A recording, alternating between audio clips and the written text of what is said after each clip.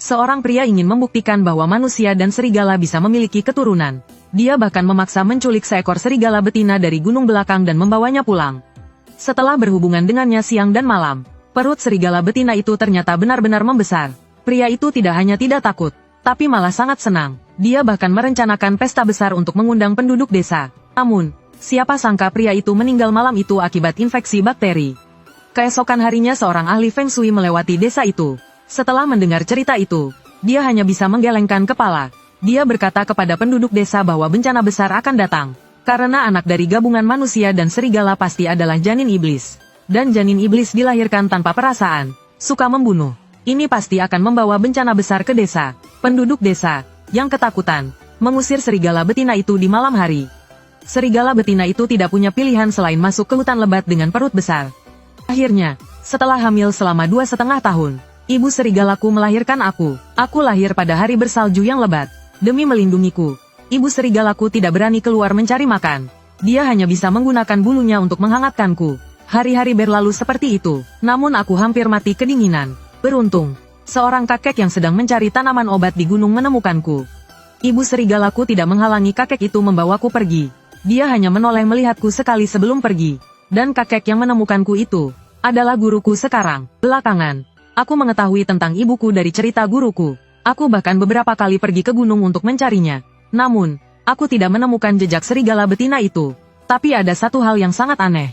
Waktu itu desa kami sangat miskin. Anak-anak lain bahkan tidak punya cukup makanan. Namun aku selalu bisa makan daging segar setiap hari. Karena setiap kali aku pergi ke gunung, aku selalu menemukan hewan buruan yang baru saja mati. Guruku tidak pernah bertanya dari mana asal hewan buruan itu. Dia hanya memasaknya dan memberikannya padaku. Hingga akhirnya seorang pemburu tua di desa mengalami sesuatu. Aku baru tahu siapa yang mengirimkan hewan buruan itu. Guruku adalah seorang ahli terkenal di desa-desa sekitar. Hari itu, seorang pemburu tua datang mencarinya dengan wajah cemas. Sayangnya, guruku sedang pergi keluar hari itu. Aku pikir pemburu tua itu hanya ingin membaca nasib.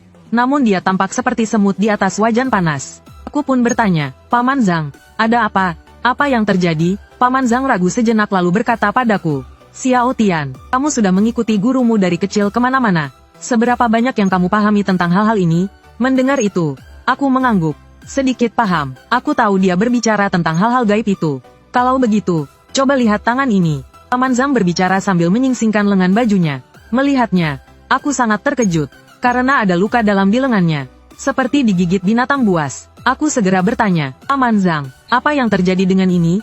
Dia menghela napas panjang dan perlahan berkata, 2 hari lalu saat aku pergi berburu di gunung, aku bertemu seekor serigala yang terpisah dari kawannya. Serigala itu terlihat sangat besar. Aku berpikir, jika berhasil membunuhnya pasti laku mahal.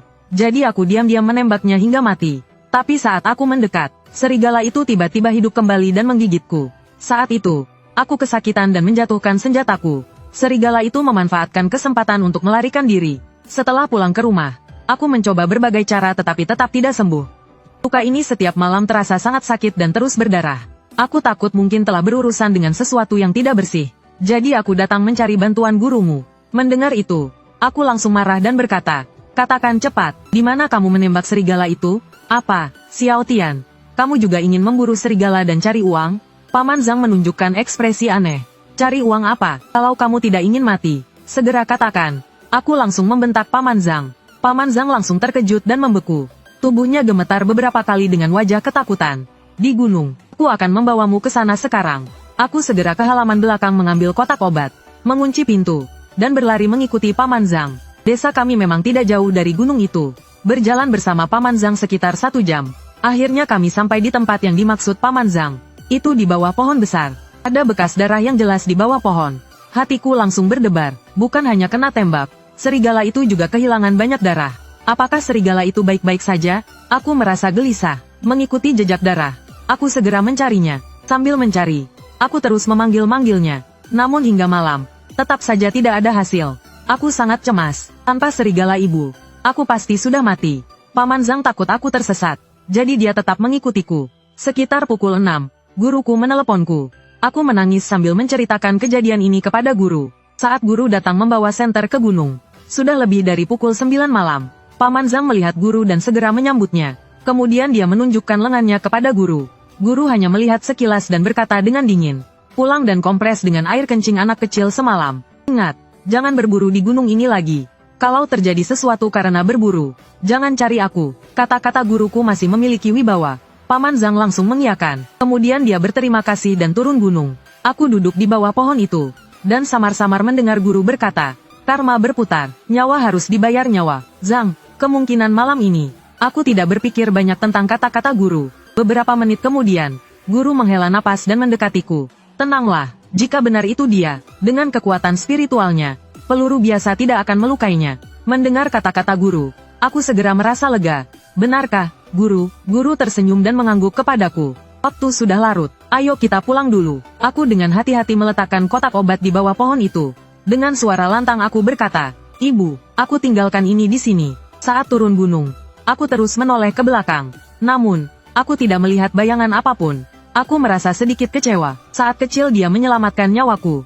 Kenapa sekarang setelah aku dewasa, bahkan bertemu sekalipun dia enggan? Saat pulang dengan motor listrik guru, waktu sudah menunjukkan pukul 12 malam. Aku dan guru belum makan. Guru hanya memasak beberapa hidangan sederhana.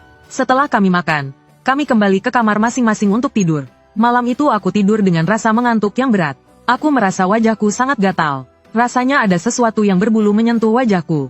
Aku mencoba membuka mata, tetapi tidak bisa. Akhirnya aku tertidur lagi. Keesokan paginya, saat membuka pintu toko, aku menemukan seekor kelinci liar mati yang masih segar di depan pintu. Dengan penasaran, aku mengambil kelinci itu. Aku juga menemukan kotak obat di belakang kelinci itu. Saat melihat kotak obat itu, mataku langsung memerah. Kotak obat itu adalah yang kemarin aku letakkan di bawah pohon. Ibuku datang menjengukku tadi malam. Dia datang untuk memastikan bahwa dia baik-baik saja.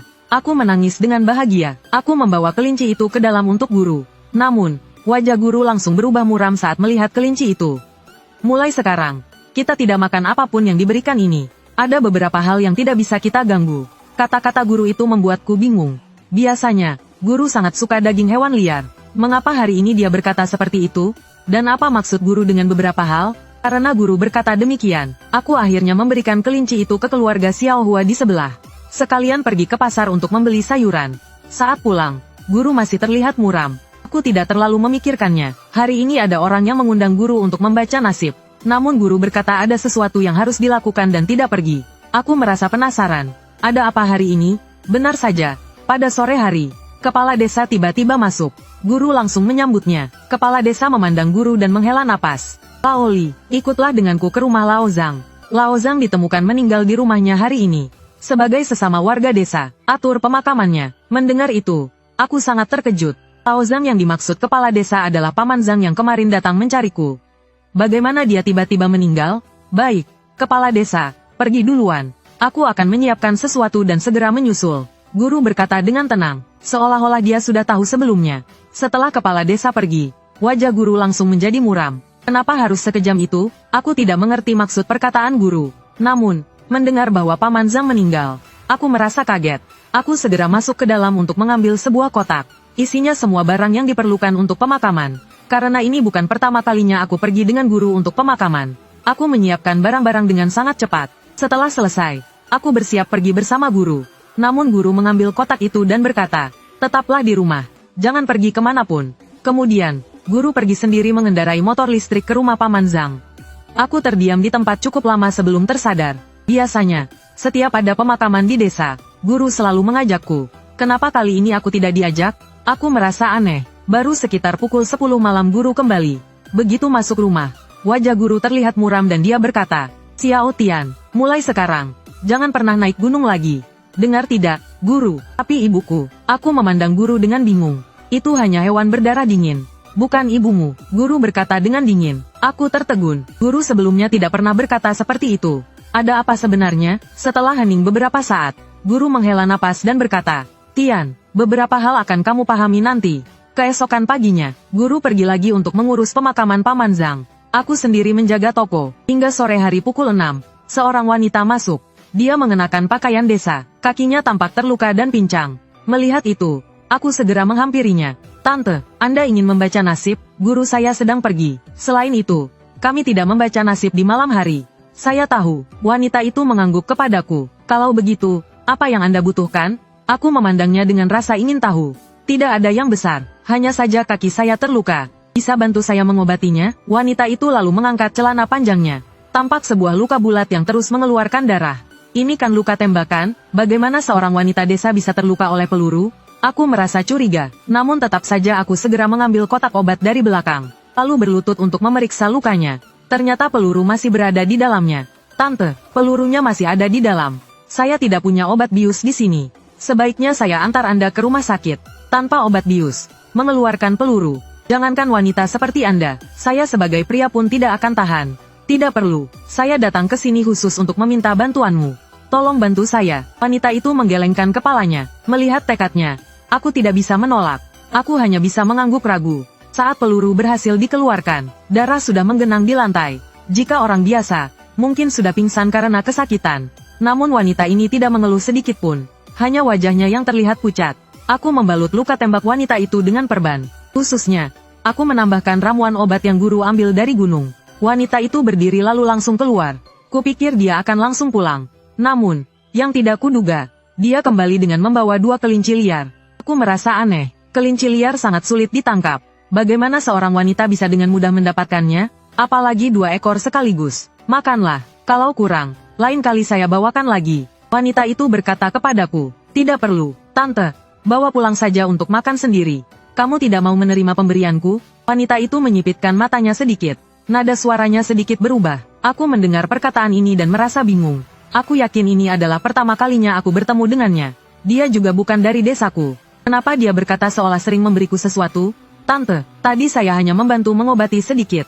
Tidak perlu seperti ini. Tante, aku berkata dengan sedikit pasrah.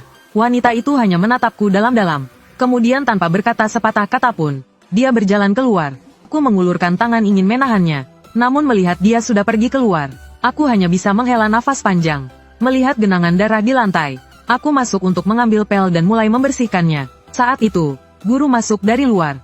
Dia melihat bercak darah di lantai, lalu mencium udara dengan hidungnya. Wajahnya langsung berubah dan mendekatiku. Xiao Tian, siapa yang datang tadi? Tadi ada seorang wanita berusia sekitar 40-an datang. Aku menjelaskan semuanya kepada guru. Setelah mendengarkan, guru hanya tersenyum dingin. Wanita apa? Itu adalah ibumu yang datang menemuimu. Mendengar kata-kata guru, aku terkejut. Aku tentu tahu apa yang dimaksud guru. Wanita tadi adalah serigala betina itu. Melihat wajahku yang pucat, guru segera mendekat. Apa yang dia katakan padamu tadi? Aku merasa gugup, bahkan sedikit kebingungan. Ibuku ternyata datang menemuiku. Tapi kenapa dia tidak langsung mengatakannya? Aku menceritakan semua perkataan ibuku kepada guru. Dia tersenyum dingin dan menatap keluar. Manusia memiliki jalan manusia, dan siluman memiliki jalannya sendiri. Jika kau benar-benar peduli pada Xiao Tian, jangan datang lagi. Suara guru sangat keras. Setelah hari itu, aku pikir ibuku tidak akan datang lagi. Tidak ada lagi kelinci liar atau hal-hal lain di depan pintu. Hingga suatu siang, kepala desa masuk dengan wajah penuh kekhawatiran. Hari itu, guru tidak keluar. Ketika melihat kepala desa, dia berdiri dan menyambutnya. Laoli, tukang kayu Chen di ujung desa juga meninggal. Tolong bantu mengurusnya. Suara kepala desa terdengar aneh. Seperti melihat sesuatu yang mengerikan. Guru mengernyitkan dahi. Bagaimana tukang kayu Chen meninggal? Aku merasa sangat penasaran. Aku pernah diam-diam meramal nasib tukang kayu Chen ini. Jika dilihat dari umur panjangnya, meskipun tidak hidup hingga 100 tahun, dia setidaknya bisa hidup hingga usia 70 atau 80 tahun. Namun sekarang tukang kayu Chen baru berusia sekitar 40 tahun. Bagaimana bisa dia meninggal? Kepala desa menggelengkan kepala dengan wajah pucat. Aku juga tidak tahu apa yang terjadi. Kepala desa, jika ada sesuatu, katakan saja langsung. Guru berbicara dengan nada mendesak. Mendengar itu, rasa ingin tahuku semakin besar. Kepala desa ragu sejenak, lalu berbicara dengan gemetar. Sepertinya dia tidak mati karena dirinya sendiri. Juga bukan dibunuh oleh manusia, melainkan digigit oleh binatang buas. Dada tukang kayu Chen benar-benar hancur. Benar-benar mengerikan. Wajah guru langsung berubah serius. Dia langsung mulai mengemas perlengkapan pemakaman. Lalu pergi bersama kepala desa. Sebelum pergi, guru menatapku dengan wajah serius. Jaga toko dengan baik. Jika dia datang lagi, katakan padanya bahwa melakukan ini akan mendapat hukuman langit. Setelah berkata demikian, guru melangkah keluar. Aku hanya berdiri di tempat. Tidak tahu harus bagaimana. Apakah tukang kayu Chen dibunuh oleh ibuku? Tapi kenapa ibuku harus membunuh orang? Begitulah. Aku duduk linglung di toko. Tidak tahu bagaimana melewati siang itu. Ketika aku sadar kembali, hujan deras sudah mulai turun di luar. Saat aku melihat waktu, sudah pukul 7 atau 8 malam. Aku khawatir guru tidak bisa kembali. Jadi aku cepat-cepat menutup toko, lalu mengambil payung dan pergi ke rumah tukang kayu Chen untuk menjemput guru. Namun sebenarnya aku lebih ingin melihat bagaimana tukang kayu Chen meninggal. Segera aku sampai di rumah tukang kayu Chen. Karena mayatnya baru ditemukan hari ini, semuanya terlihat belum banyak disiapkan. Jasad tukang kayu Chen diletakkan di atas papan kayu, ditutupi dengan kain putih. Orang-orang di ruang duka tidak banyak. Setelah masuk, aku tidak melihat guru. Jadi aku berjalan ke arah jasad tukang kayu Chen. Kemudian perlahan-lahan membuka kain putihnya. Yang terlihat oleh mataku adalah wajah yang sangat pucat. Dia menatapku dengan mata melotot, seolah-olah aku yang membunuhnya. Pemandangan yang mengerikan ini membuatku terkejut. Namun demi memastikan apakah ibuku yang membunuhnya, aku hanya bisa menggigit bibir dan melanjutkan membuka kain putih itu. Saat itu, suara dingin guru terdengar. "Xiao Tian, kenapa kamu datang?" Aku bilang jaga toko, bukan? Suara yang tiba-tiba ini membuatku mundur beberapa langkah karena terkejut. Aku menatap guru dengan wajah pucat. Tanganku gemetar, menunjuk pada tukang kayu Chen. Guru, matanya tidak tertutup. Dia mati dengan sangat tragis. Tentu saja dia tidak bisa tenang. Guru mendengus dingin dan berjalan mendekat. Lalu dia menatapku dengan serius. Apakah dia datang hari ini? Aku tahu yang dimaksud guru adalah ibu serigalaku. Dengan mata merah, aku menggelengkan kepala. Melihatku menggeleng, guru melanjutkan berkata, "Hari ini pulang dulu. Besok siapkan diri untuk naik gunung." Naik gunung? Kenapa harus naik gunung? Aku merasa ada yang aneh dari nada guru. Untuk apa lagi? Utang nyawa dibayar nyawa. Utang uang dibayar uang. Guru meninggalkan kalimat ini, mengambil payung dari tanganku, lalu pergi. Aku tertegun di tempat, bingung harus berbuat apa. Pikiranku penuh kekacauan. Aku berjalan ke jasad tukang kayu Chen, lalu langsung membuka kain putih yang menutupi jasadnya. Dada tukang kayu Chen benar-benar tercabik keluar, seperti dicakar oleh cakar tajam. Melihat cara matinya seperti ini, sedikit harapan dalam hatiku hancur berkeping-keping. Aku tidak tahu bagaimana aku pulang.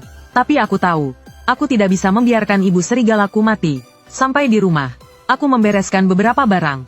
Lalu diam-diam keluar rumah dan berlari menuju gunung. Aku menyalakan senter dan berlari sendirian di jalan. Gunung itu berada di belakang desaku. Namun aku harus melewati area pemakaman. Area pemakaman ini adalah tempat penduduk desa dikuburkan setelah meninggal. Karena Paman Zhang baru meninggal beberapa hari lalu. Jalan ini penuh dengan uang kertas ritual yang basah. Uang kertas ritual memanjang putih di sepanjang jalan malam, membuatku merasa sangat ngeri. Aku tidak bisa menahan diri untuk mempercepat langkah. Namun, tidak peduli seberapa cepat aku berlari, bukit-bukit kecil di kejauhan terlihat sangat jelas dalam kegelapan, membuat semuanya tampak lebih menakutkan. Guru pernah mengatakan bahwa setelah seseorang mati, rohnya akan berkeliaran di sekitar. Selama mengikuti guru selama ini, aku belum pernah melihat hantu. Namun itu tidak berarti aku tidak percaya pada hantu. Lagi pula, Paman Zhang baru saja meninggal beberapa hari lalu. Ketika aku mencoba berlari untuk melewati semuanya, tiba-tiba suara yang sangat tajam memecah langit. Sebuah tawa aneh yang sangat menakutkan terdengar di telingaku. Suara tiba-tiba ini membuatku terkejut. Aku secara refleks mengangkat senterku dan mengarahkannya ke arah suara itu. Tampak sepasang mata yang sedang menatapku dari kejauhan. Aku hampir berteriak ketakutan. Ketika aku memperhatikannya lebih dekat, ternyata itu adalah burung hantu di atas gundukan kuburan. Burung hantu itu terus mengeluarkan suara aneh seperti manusia. Di tempat yang terpencil seperti ini, suara semacam itu benar-benar menakutkan. Untungnya, aku cukup pemberani. Kalau tidak, aku pasti sudah lari ketakutan. Aku merasa seluruh tubuhku merinding karena tatapan burung hantu itu. Akhirnya, aku mengambil sebuah batu dan melemparkannya ke burung hantu itu. Burung hantu itu terbang menghindar. Aku menggelengkan kepala dan bersiap untuk melanjutkan perjalanan. Namun tiba-tiba aku mendengar suara lain. Sepertinya batu yang aku lempar tadi mengenai sebuah papan kayu. Aku secara refleks mengarahkan senterku ke arah suara itu. Cahaya senter menunjukkan sebuah batu nisan baru. Tertulis nama Zhang Suqian di atasnya. Bukankah ini kuburan Paman Zhang? Aku menghela napas dan berniat untuk memberi penghormatan pada Paman Zhang. Namun samar-samar aku melihat ada sebuah lubang di belakang batu nisan. Aku membuka mata lebar-lebar dan segera berlari ke sana. Barulah aku sadar bahwa kuburan Paman Zhang telah digali oleh seseorang. Bahkan peti matinya yang berwarna hitam terlihat. Dan batu yang aku lempar tadi ternyata berada di atas peti itu. Aku sangat terkejut. Kenapa peti mati Paman Zhang digali? Aku menahan dorongan untuk segera lari, menggigit bibir dan mendekat. Kemudian dengan senter, aku menyinari lebih dekat. Aku melihat dalam kegelapan ada seorang nenek tua berpakaian jubah panjang. Dia sedang menggali kuburan dengan tangannya. Saat aku mengarahkan lampu ke arahnya, nenek tua itu mengangkat kepalanya dan menatapku. "Nenek, sedang apa Anda di sini?" Aku bertanya dengan suara gemetar. Nenek tua itu menatapku dengan tajam dan berkata dengan suara melengking, "Aku lapar." keluar mencari makan. Setelah berkata begitu, dia melanjutkan menggali kuburan Paman Zhang. Seolah menggali kuburan di tengah malam adalah hal yang biasa baginya. Mendengar itu, kakiku gemetar. Apa yang bisa dimakan dari dalam kuburan? Aku menahan rasa takutku, mengambil roti dari tas, dan dengan tangan gemetar memberikannya kepadanya. Nenek, makanlah ini enak. Apa yang enak dari makanan kering ini? Jangan ganggu aku. Liu Pozi. Nenek tua itu memandangku dengan tidak sabar, melihat roti di tanganku. Aku segera menarik tanganku kembali. Dia melanjutkan menggali kuburan dengan tangannya. Aku berdiri di tempat, bingung harus berbuat apa. Paman Zhang, bagaimanapun, berasal dari desa yang sama denganku. Melihat kuburannya digali seperti ini, aku benar-benar tidak tega. Aku menggertakkan gigi dan berkata lagi, Nenek, jangan panggil aku nenek. Kalau mau panggil aku Liu Pozi. Nenek tua itu sangat galak. Dia tiba-tiba mengangkat kepala, menatapku tajam. Tatapan itu membuat bulu kudukku berdiri. Dia menatapku beberapa detik sebelum berdiri perlahan. Bagus. Kamu anaknya Hui Meizi, kan? Nenek tua itu menatapku sebentar, dan suaranya menjadi lebih lembut. Aku merasa bingung mendengarnya. Hui Meizi yang dia sebut. Apakah itu ibuku, si serigala betina? Dia mengenal ibuku dan meminta dipanggil Liu Pozi. Jadi dia adalah seekor ular. Tak heran dia mencari makan di kuburan. Ketika aku sedang merenung, nenek tua itu melanjutkan. Coba ramalkan untukku. Lihat berapa lama aku, nenek tua ini, akan hidup. Wajahku menjadi pucat ketakutan. Menyadari dia adalah makhluk gaib. Aku tidak punya keberanian untuk meramalkan.